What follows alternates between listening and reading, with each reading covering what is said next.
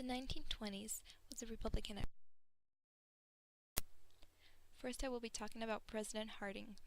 He won the election by his promise of return to normalcy, which meant return to big business.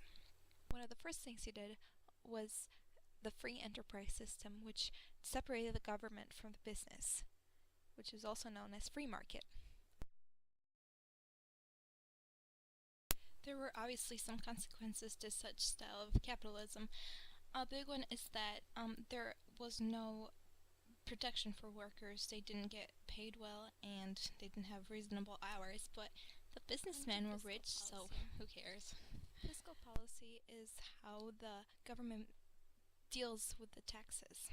So the Republicans easily got the president's signature on the bills.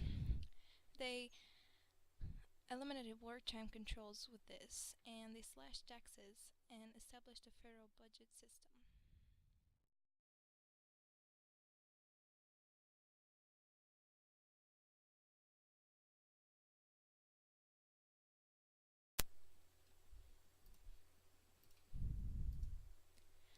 The Teapot Dome scandal was basically just the whole entire scandal about how private companies were making money illegally from drilling oil. Although Harding himself was implicated into this, he hasn't gotten any real accusations to him because he died later that year. On to Coolidge. Although the public admired Coolidge during his time in office, the Great Depression turned public opinion against him.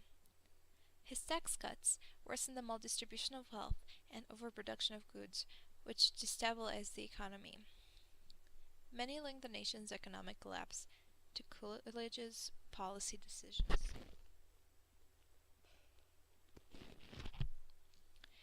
Thousands of rural banks in the Midwest and South were shutting their doors and farmers were losing their land. And this is all because of Coolidge's bad decisions. President Hoover wanted to promote business. He wanted to combine scientific data and business and social science, all to investigate things aimed at promoting business and worker prosperity, and without the direct intervention of the federal government.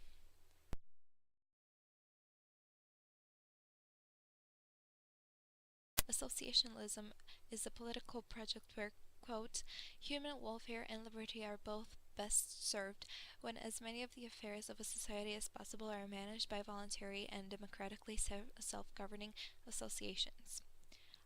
President Hoover wanted to basically create a relation between business and government again.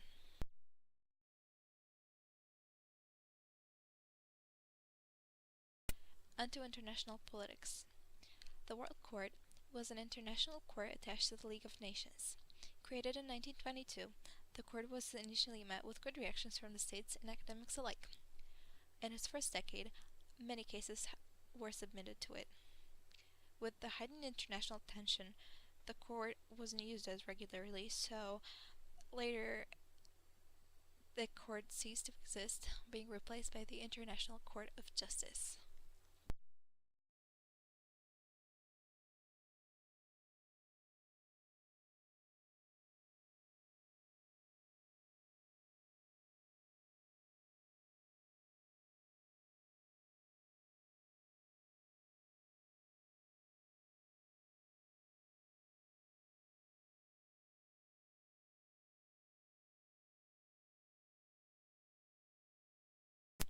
In the Washington Naval Conference, the League of Nations moved from its focus on settling conflicts to attempts to disarm the European militaries which have been built up during the war.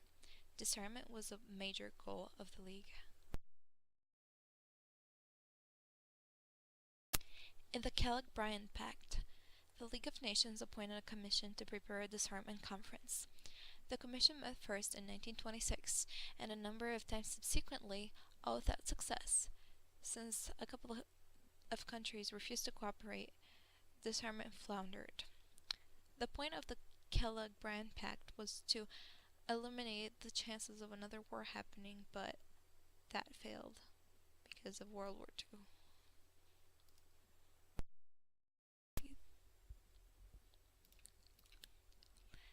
The Dawes Plan of 1924 was formulated to take Weimar's Germany out of hyperinflation and to return Weimar's economy to some form of stability. The Treaty of Versailles had imposed huge reparation payments on Weimar Germany to pay for the damage caused by World War I. So, since they wanted to help, the first major decision was that the Ruhr was to be returned to the full control of the Germans, and that the French and Belgian troops would pull out of the region as soon as possible. Secondly, reparation payments were restructured to make them more German-friendly. In the first year of repayment after the Dawes Plan, the maximum expected to be paid by the Allies was 1 billion marks. A third decision to come out of the Dawes Plan was the restructuring of Weimar's national bank, the Reichsbank, which would be supervised by the Allies.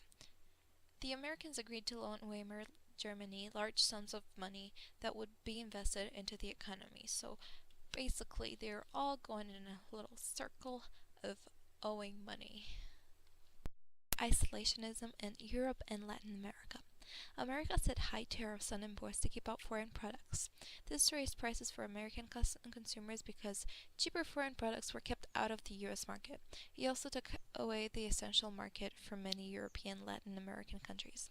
People in these countries lost their jobs as factories were unable to sell their products to US, and farmers began to accumulate huge surpluses.